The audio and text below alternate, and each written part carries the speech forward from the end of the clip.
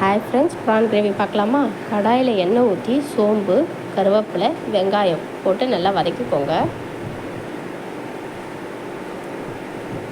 2 பச்சை மிளகாவை கீறி போட்டுக்கோங்க.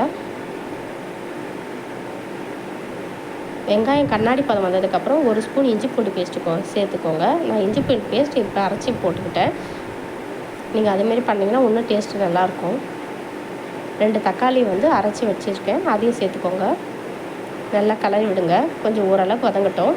வதங்கினதுக்கப்புறம் க்ளீன் பண்ணி வச்சுருக்க ப்ரானை போட்டு மிக்ஸ் பண்ணிக்கலாம். இப்போ மஞ்சள் தூள் ஒரு 1/2 ஸ்பூன் போட்டுக்கோங்க. பாருங்கள், அதுலேருந்தே தண்ணி இறாலேருந்து எப்படி தண்ணி விடுதுன்னு அதுவே வேகத்துக்கு கரெக்டாக இருக்கும். தேவையான அளவுக்கு கல்லுப்பு போட்டுக்கோங்க. எப்போவுமே சமையலுக்கு கல்லுப்பு சேர்த்து பாருங்களேன், நல்லா இருக்குங்க.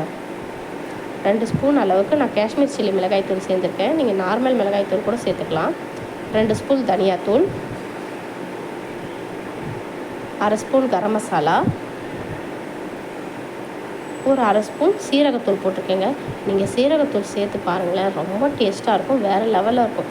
இப்பயே பாருங்கள், இப்படியே கூட நம்ம சாப்பிட்டுக்கலாங்க. ஆனால் நம்ம குழம்பு மாதிரி வைக்கிறதால நான் இன்னும் கொஞ்சம் தண்ணி ஆட் பண்ணிக்கிறேங்க. நம்ம மிக்ஸி அரைச்சி வச்சுருந்தோம்லங்க, அதுலேருந்தே கொஞ்சம் தண்ணி ஆட் பண்ணிக்கிட்டோம்.